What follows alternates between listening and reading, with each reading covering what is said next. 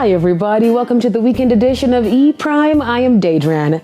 The Issa Trust Foundation closer to opening Pediatric and Adolescent Health Center. The foundation's highly anticipated event for the Children Charity Concert returns on May 17, promising to deliver an evening of musical excellence with headlining acts Shaggy and Lila Ike. The event, which is in its 20th year and has supported several medical missions locally, is now looking to support an initiative of its own. In an interview with E Prime, Chairman of the Issa Foundation, Paul Issa, shared that 100% of funds raised from the event will go to its very own Mary Issa Pediatric and Adolescent Health Center. After many years of doing medical missions and helping other hospitals and health centers, we decided, wouldn't it be great to do our own health center? And so we are constructing in St. Anne the Mary Issa Pediatric and Adolescent Health Center. It's for kids and for teens. It is under construction. The whole structure is up now. We are raising funds to complete it. So we are hoping to get this done by early next year. Aiming to be the first of its kind in Jamaica,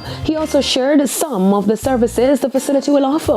We're not only going to deal with physical health, but mental health. We know that teenagers have a lot of problems, a lot of things that they're faced with, trauma and all kinds of different things that I think they'll be able to benefit from this, to be able to go and talk to a psychologist or a sociologist or social worker or whatever.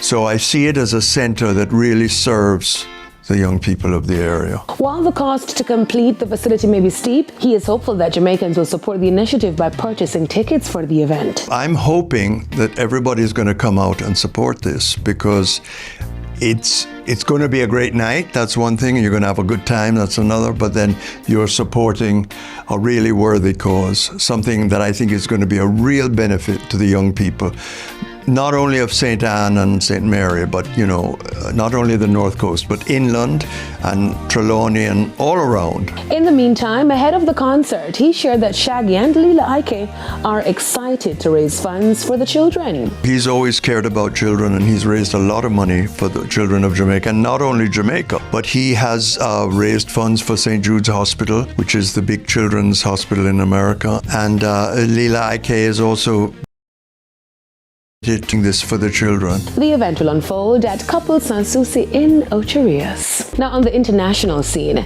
actress Blake Lively is expected to take the stand when her case against Justin Baldoni goes to trial next year. That's according to a statement from her attorneys.